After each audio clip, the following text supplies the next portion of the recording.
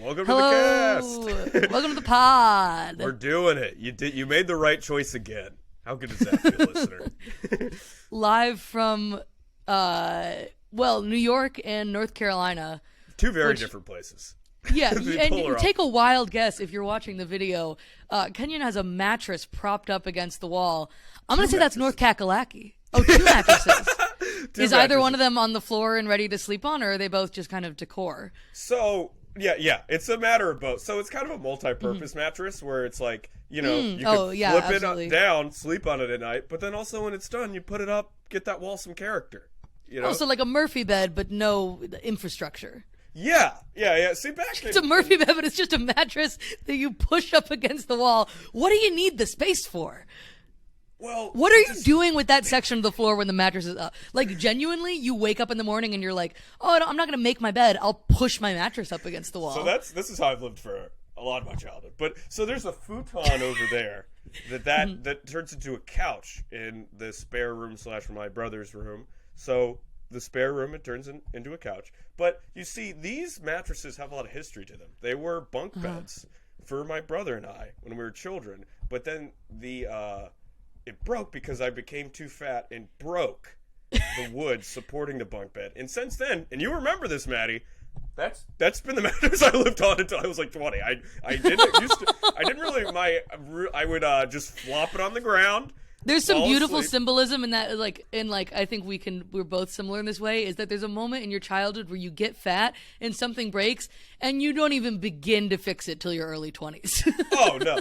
Both, and that's a great metaphor for mental health and physically. I'm like, I'm not going to fix this until it's a real problem.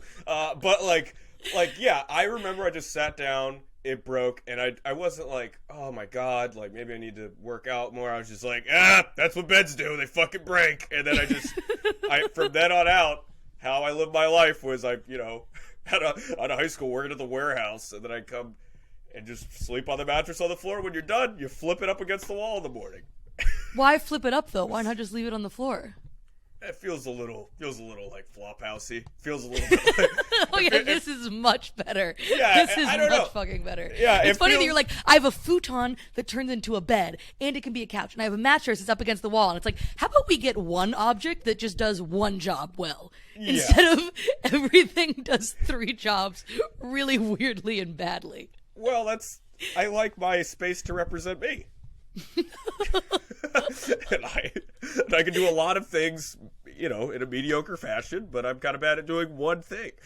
So I like the bed to be multi-purpose, in the house here. It's really also funny because the rest of the house is actually it's pretty nice and it's good neighborhood and stuff. But we like to keep where we came from. We like to keep our heritage here, and so we like to have the mattress up against the wall. We have the EBT cards framed. We made it out the mud, Dude, that is what comedy does to you too. Is I was at my parents' house in the suburbs being you know what I mean? They're I'm taking my AP art history test tomorrow, but then I have a 40 in the fucking closet that someone gave me at an open mic. It's there's really you gotta have a shrine to it in the corner is I think the way to go. Yeah, well the thing about me is comedy did not bring the 40 in the closet. That the house very much had that vibe, or we're already from 40 in the closet world. That was my parents aren't I'm taking an AP history test. My dad's I'm taking the car to try to move to Canada, see it, sayonara. My mom's I'm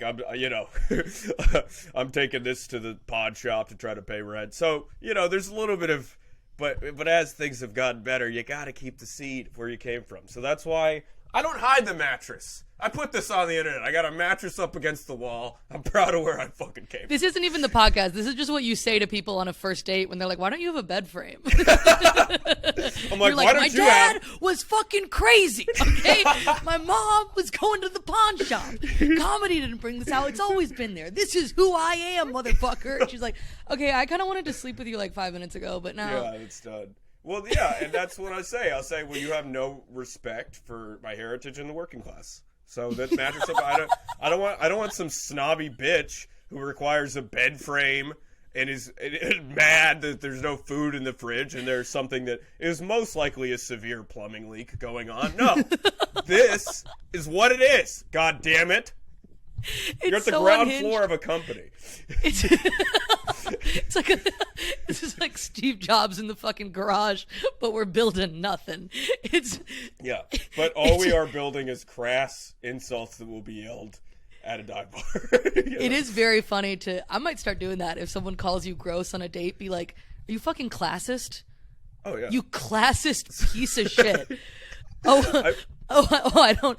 Oh, you'd like me to shave my legs? You fucking misogynist. Yeah. Well, okay, let's go beat up a homeless guy while we're at it, you fucking imperialist pig. Yeah, I think I'm going to use that forever. Because like, oh, you don't have a bed frame? And I'm like, yeah, I'm sorry. I had to send my money back to my goddamn family, you know? I don't have support for my bed, but you know what I support? My whole fucking family. Oh, do you think Bernie Sanders would care if he got a few pubes stuck in his teeth? No. Okay? Yeah. That's Yeah, we have a mattress up against the wall and I have a giant Bernie Sanders poster, which we will fuck on. Like, we will fuck on top of the God King Bernie. And just cum right over Jeff Bezos' face, which we have on the cum sheet.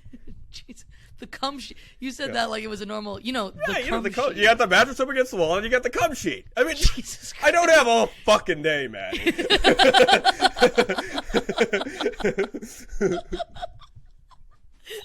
cum sheet is so fucking gross. No, I don't have a cum sheet. The cum sheet is my clothes. But that's so much worse. The cum sheet's an old hoodie which you don't wear anymore, and you're just trying to see how.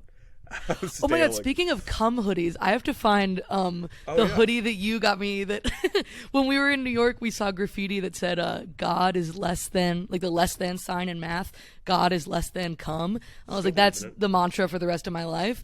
And you got me for my birthday one year a hoodie that says "God is less than cum." Can't wear it in public. Don't really know what to do with it, but I do have it, and I should whip it out for a pod ep. It's a really fun hoodie, maybe even future merch. Stay posted. Yeah, because it's hilarious. It is, but it would be fun to wear out like somewhere you really didn't care, like wear to like an open mic or like a. You know what? Actually, Maddie, proper first date attire. Let them know who you are. Weed out the pussies. Yeah, that's people who get it, man. As we're trying to say, people who get it. I'm gonna do the same. I'll have like the God is less than cum, and then I'll just pretend like it's not even a weird thing that I'm wearing that shirt. I'm like, yes, I had a pretty good day. Do you like Italian food? I've heard this place is good, and I just have a God. If they don't think that's funny, they're not like they don't get it. I think have we talked about the concept of the get it filter on the podcast? We have. We talked about it last episode. And I think that's the thing for dates is throw obstacles, throw tests. Like God is less than cum.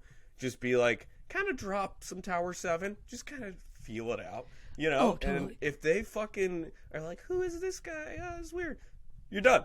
We'll leave right there. I have that in my Hinge profile. Like I'll have like answers that are like very obviously supposed to be like funny.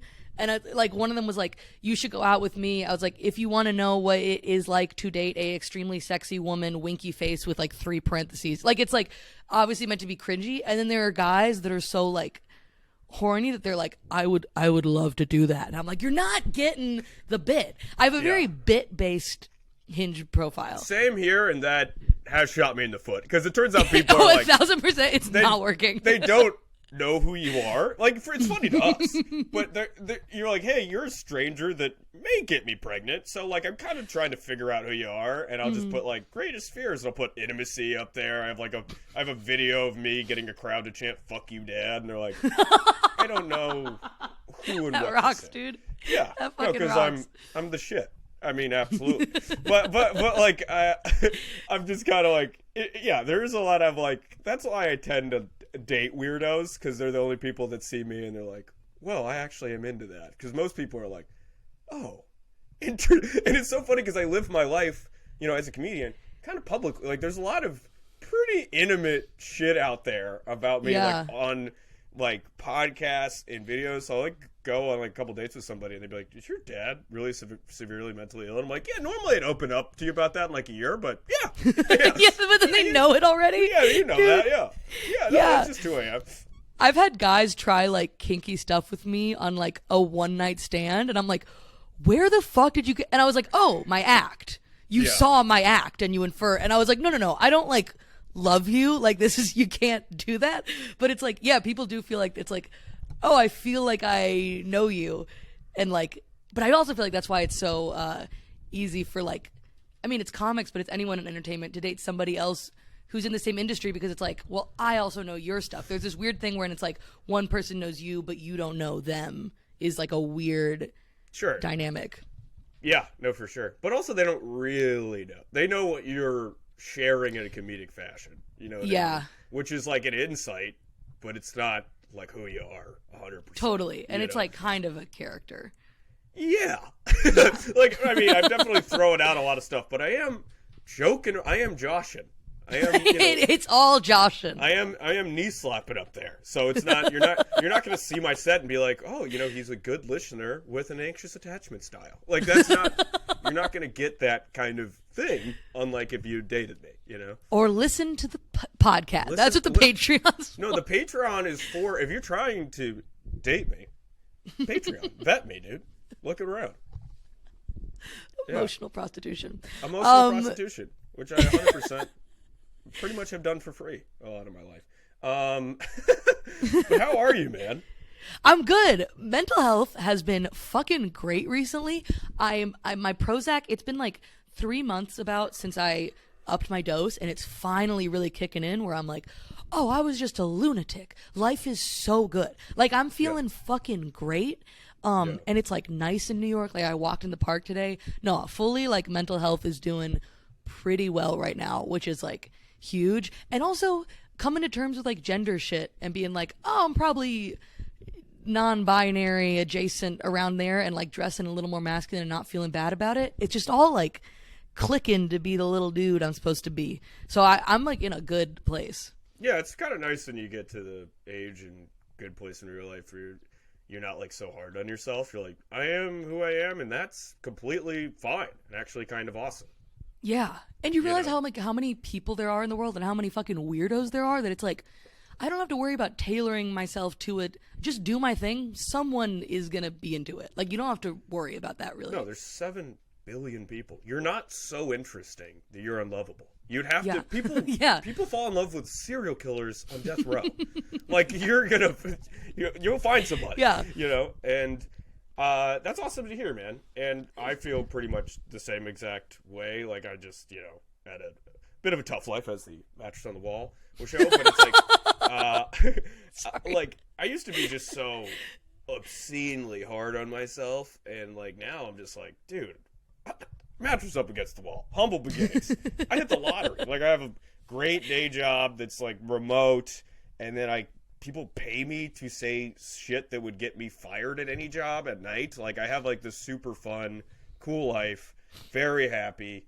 Yeah, I'm really kind of the best place I've ever been.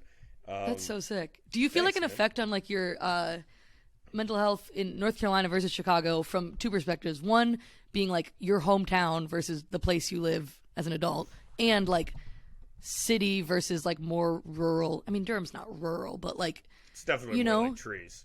Yeah. Well, let's talk about this pre-pod. It's mainly just for me. You know, I have a lot of roommates back in Chicago, and I kind of like, I work from home out of my room. I mainly chill in my room. It kind of feels like I'm in like a Swedish jail cell a lot of the day. and then like comedy's like yard time. It's like, I can go out and say hi to somebody. But it's like, so basically I go out of the jail cell for like 2 to 3 hours, and then I'm back to the cell. So it's like, here it's like, I got more of like a house. There's fucking trees outside. There's neighbors over there that have chickens. There's just chickens walking around. That rocks, dude. And we're like, so like, it just feels like I have a lot more space, so I feel like happier with that. But I think that's just general. I also like love Chicago, but there is something to when you have a bunch of roommates and you don't always feel comfortable like using the space because you don't want to be that guy on the couch. Yeah. That you're kind of like, you do kind of feel like, oh, this is solitary. Like, I kind of live in my room. Yeah. Oh, I 1,000% do. And I thought about that before the cast. I'm like, wow, there's a downstairs. Like, it's like, wow, I can go outside. So dude, that definitely makes me happier. We got a free couch off of Facebook Marketplace, and it was like a revelation for like, I was like, oh, I can like venture out and like sit in another room. Like, it's crazy how much, because it's all the stuff that you kind of take for granted as a kid. Like, I know just for me, it's like, oh yeah, we had like a couch and like a towel and all this shit. And then you get to be an adult and you're like, oh, I have to like, if I don't buy a towel, I won't have it. Like houses don't come with towels. That was like, that was 100% mom. Yeah. No, I was very aware of that. I didn't think houses came with... I didn't think when you got an apartment that it just comes with towels and shit. No, I mean, I didn't think that, but I just mean, like, there's all this shit that you're like, oh, I really took for granted as a kid that I'm like, wow, you kind of got to start from the ground up as an adult, and it's like this weird in-between stage where you're like, okay, don't really have a couch, don't have, like, random shit like tape in a drawer. It's like... Oh, dude, I'm getting older to the point where, like, I got excited because I woke up early enough to go to TJ Maxx to get a new belt. Like, when I was younger, I'm like, you don't need the belt, all right? You save money for real important things like beer and unstable partners, all right? But, like, now I'm just like, oh, I want, like, a belt, and if I get, like, poster frame, like stuff that is, like, essential, like, that's what I get happy about now. I get happy about, like, the little domestic things. Totally. Dude, I was like, oh, I should get like a little, like, what's the little rock that people use to like scrub their feet? I don't know the name of it. Do you know what I'm talking about? I know exactly what you're talking about. But I was like, I should get one of those things. I'm a fucking adult, dude. Yeah, I should have a little foot rock. You should buy whatever. Yeah, you should get fucking lotions and the whole thing. There is a thing about like the number, I'm going to be 25 in like less than 6 months, I think. And I'm like, oh, that's a number that's like, okay, I think things are going well, but like, that's an adult age. No. Like, that's not like cute anymore. You're not in open micing in adult territory. It's like, what have you done? So like, say, I'm 26 and I, that's another funny thing. So whenever I come back and visit, like, my family lives all over. We did like this like little Zoom thing for Easter. And the number one question, I think this is a very Salvadorian, maybe Latino thing overall. It's not how you doing. It's not how's your job. It's not how's comedy. It's going, are you dating somebody? That's all they care about. Which is basically just like, hey, you fucking? You fucking or what? And I feel like dating someone, like my culture, it's very much like becoming verified. It's like, he did it. He got a woman. He's not, we don't have to worry about him being weird. He's fooled someone into loving him.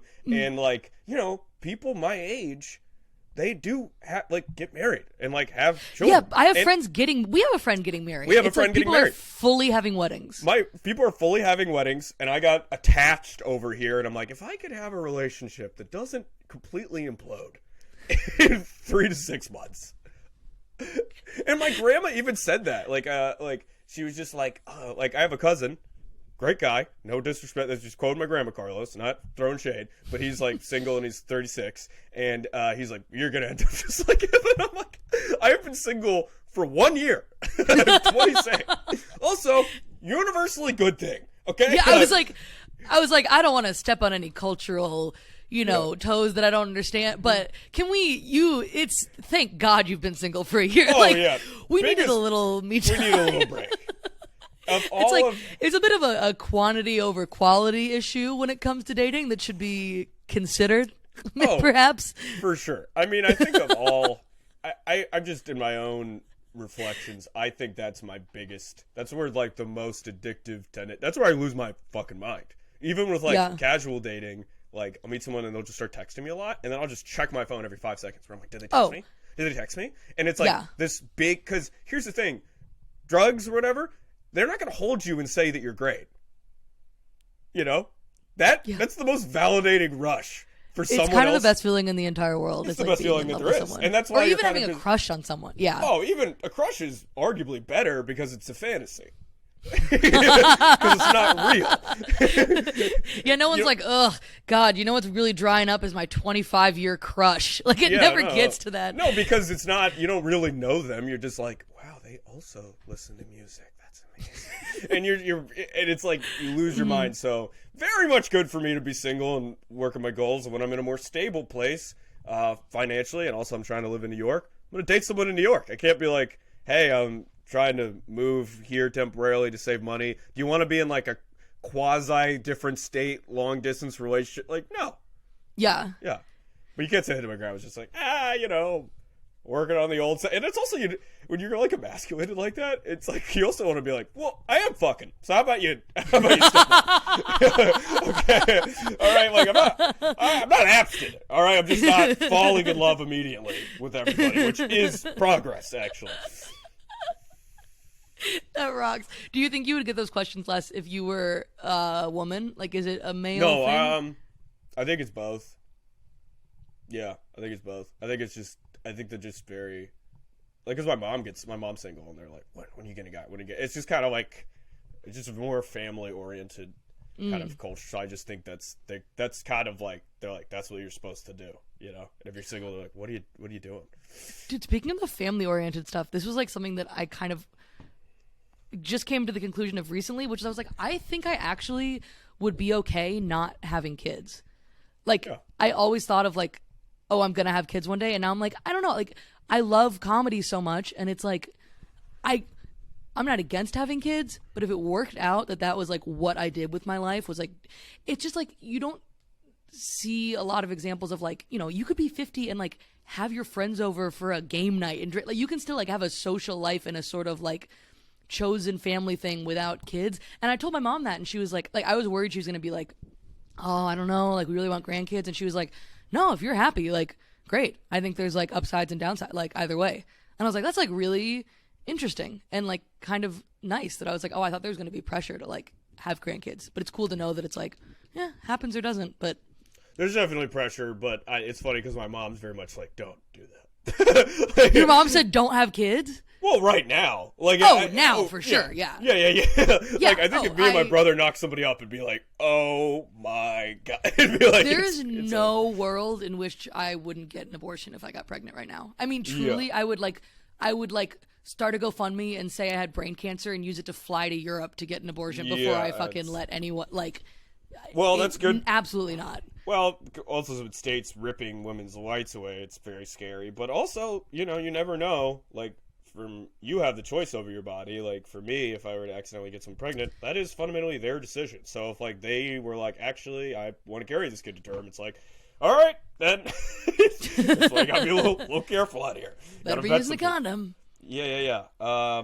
So I don't know. I think I very much like value family, and I kind of like, when I've been in love in the past, I like find the idea pretty cool of being like, they're holding like baby that's like mine. Like, same. I've fully been in love with someone, been like, you could get me pregnant right now. Like, I wouldn't actually do that, but it's like, there's definitely like a primal like, oh, well, I get it. Because that's what we exist for. I hate when people are like, I have a breeding fetish. And it's like, you mean just literally just the most natural urge you have to like to procreate our species? Like, yeah, that's everything. Yeah, it's so much weirder to be like, I don't want a kid. I just like how it feels to be inside of a person's skin. Yeah. That's weird. The weird deviation from...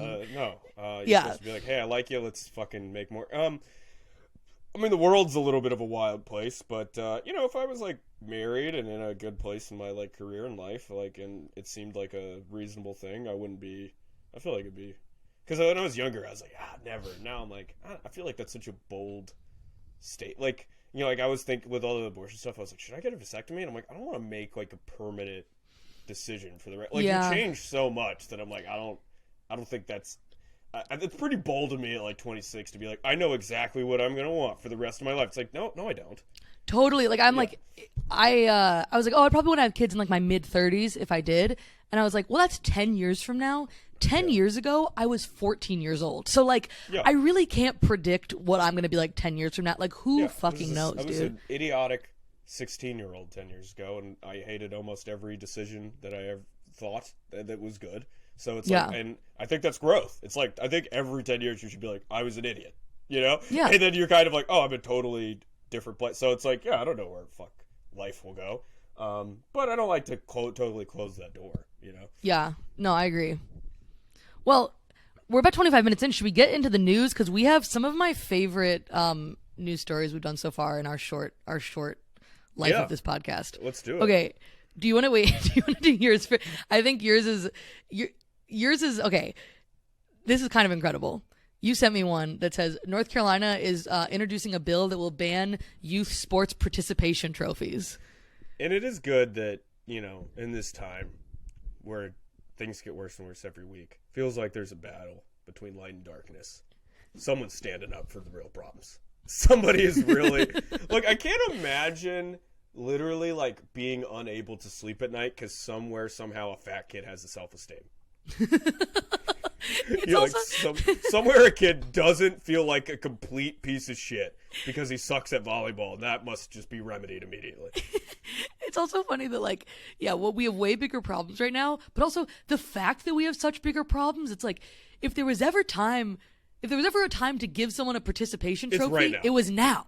It was like, right now. You made it through a pandemic. The fucking the climate is collapsing around you. It's like, congrats on even getting out of bed, buddy. Like, give me a fucking trophy, dude. Yeah. It's also the people that are always ranting about participation trophies are usually like older, upper middle class, like white people. And I'm like, your entire life is a participation trophy. The lake house you inherited, your bullshit college degree, which you just managed to not get completely blackout drunk every single day again. It's like, this is all participation. Like, you just kind of had to show up and it happened.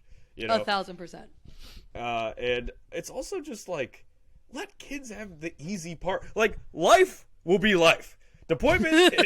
Despair and disappointment is always right around the corner. Like, let you have a period where you're 10 and you suck at baseball and you still get a trophy and you can be like, I don't completely hate myself, because that's going away. Because that's coming. Also, even if you get a participation trophy and then the kid next to you gets a winner trophy, it's like, don't worry, they'll still feel like a loser. Like, it's not gonna fix when it. Everyone's bullying you after the game and, you know, like acting out how you fell over your stomach or whatever. Like, yeah, the kids... They have a natural ecosystem for destroying self-esteem. Like, you can't take that away. There's still bullying. There's still going to be nightmarish situations. Like, at least get a cheap little plastic trophy so you can have something in your room to hit yourself with. I don't know. Yeah. Jesus Christ. Yeah, like, I played a lot of sports as a kid, but I was not good at any of them. Like, I would not describe myself as an athletic kid, but I played, like, 7 different sports. I just was, mediocre. But it was like really funny because I got put on the I joined the lacrosse team in like middle school, and I was like, this is what cool. Oh, I'm on the lacrosse team, and then they made me the goalie, and I was like, okay, now I was like wearing this like huge padded fucking smelly thing that had been handed down through like 20 years of the public school system, like the big jersey that the goalie had to wear. And then like I joined track, but they put me on like only shot put, and I was in the very like Helga-esque sections of all these sports things, and like it's good to get something to and be a trophy wouldn't have made you feel any better about yourself. No, you were still gonna hate yourself regardless. Yeah, absolutely. So I my dad was like, he had a book called How We All Lose in the Race to Win, and so it was about anti-competition. He was very anti-competition, hated sports, and then I hated sports because I was overweight and bad at them.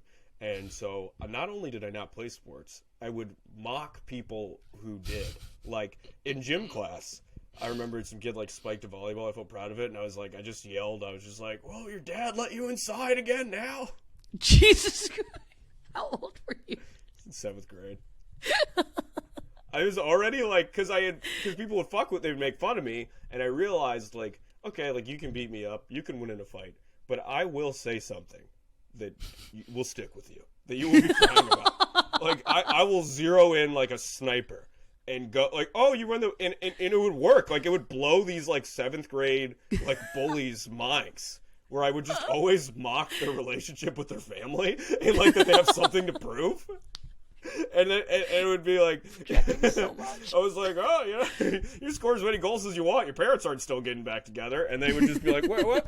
And it would just short circuit. Because I was like, already, the despair and disappointment had wrecked me so hard that I was like coming, I was like, you were just a tiny goblin. You were a goblin. I was a goblin. I was a fat, bitter mentality of a 48-year-old divorcee alcoholic in like middle school. That's for sure how I looked at the world. I was just like, just fat in a t-shirt, go home, eat Doritos, watch TV. I was like, nothing works out. Doesn't matter. You don't need to do homework. It's fucking work. I'll tell you what's homework. Just being on my goddamn home. That's fucking work.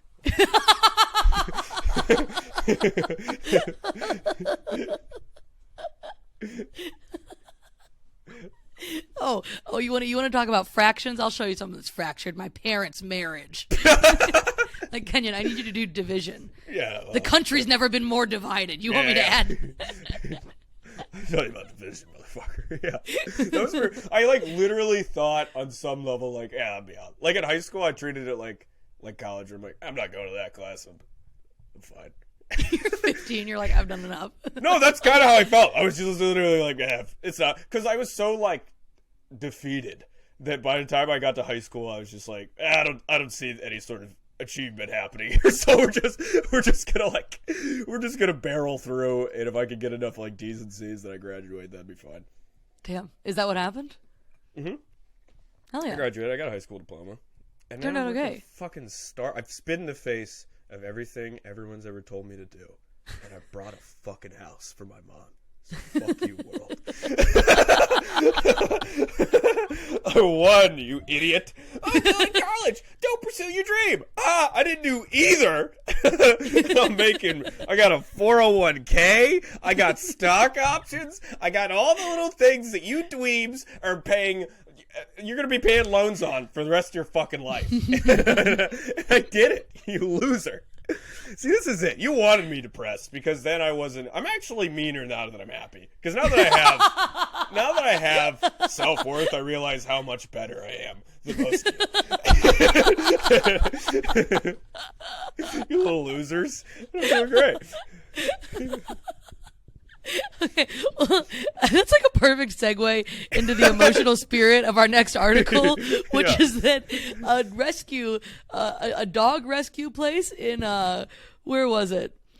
In Devon? I don't know what state this was in, but they treated a dog that was addicted to alcohol. This dog. So I read the whole article before this. This dog showed up at the shelter. Actually, it was two dogs. This is sad. One of the dogs died from alcohol withdrawal. I guess the owner had so dark. Died or given. The dog died, and the other dog had to be sedated for 4 weeks while he went through detoxing from alcohol. Well, they say dogs are man's best friend, and what else says best friend like having a crippling addiction that almost kills you, What are best friends for if not sharing in your alcoholism? Yeah, that's the best bud you can have. That's pretty much the foundation to most male friendships. So that's for sure what they had. What's great? When I read that, go ahead. It came flat because I had a dog growing up. Best dog that ever lived, Tashi. Tashi, Tashi, the dude. And I remembered that once in high school, we gave Tashi moonshine, and Tashi she was very aggressive towards other people. She would bark at dogs and stuff. And I remember when she drank a little bit of moonshine, biggest smile I've ever seen across her face. She was just smiling, and she's like, "I gotta bark at people, man. You're a dog, I'm a dog. We're all just out here dogging, dude, listen, I fucking love you, man. Sometimes I'm barking, and I'm like, what am I even doing? I really just want to bark at myself, if you know what I mean." And so, we didn't make a habit of it. She didn't have a problem, but I do remember it made her pretty happy. So maybe that owner, same thing. He's like, hey, I'm having a good time. Let me give my dog a good time. I don't know. Well, here's my favorite part of it is that they say, we don't know how the dogs got addicted to alcohol is the shelter's statement, but they're assuming that the owner was drinking and then passed out, and then the dogs would come up and drink what was left. That's probably how, because that's a pretty big alky move to be so in the throes of it that you're like, I think I found the dog, and then just pass out, and the dogs are like, I'm so thirsty. And then you just drink booze. I mean, they got addicted to the alcohol the same way that a 9-year-old in a trailer park probably got addicted. Or the same way that the founding fathers were we don't have water, but we do have beer. No, so that we'll was just it. kind of quench our thirst with that. This is my favorite part of the article, though. I'm going to quote it directly. This is a quote from someone who worked at the shelter. It said, "We do know that they were very, very well loved and very well looked after because he's very well trained and he loves cuddles." So not only is the dog an alcoholic, but he's a functional alcoholic. They were he's like, I can still cuddle. I can still It's funny the dog's saying, he's like, listen, I have a fucking problem. I cuddle. I get the ball. I bring it back. Okay? You threw that ball, and guess where it is? It's right the fuck back where you threw it to me. In my off time, if I want to have a few to fucking relax from barking all day at this goddamn squirrel, then you know what? I fucking can. And if you don't respect that, you can kindly get the fuck out of my life.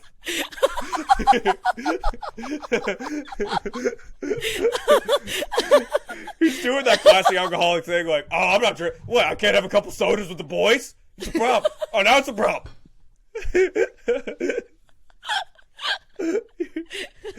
You tell me to sit, I'll sit, motherfucker. You piece of shit. I'll tell you what, hammered, I sit better than any of these fucking narc chihuahuas out there eating their kale diets. I'm sorry. I'm sorry, Daddy's a little fun.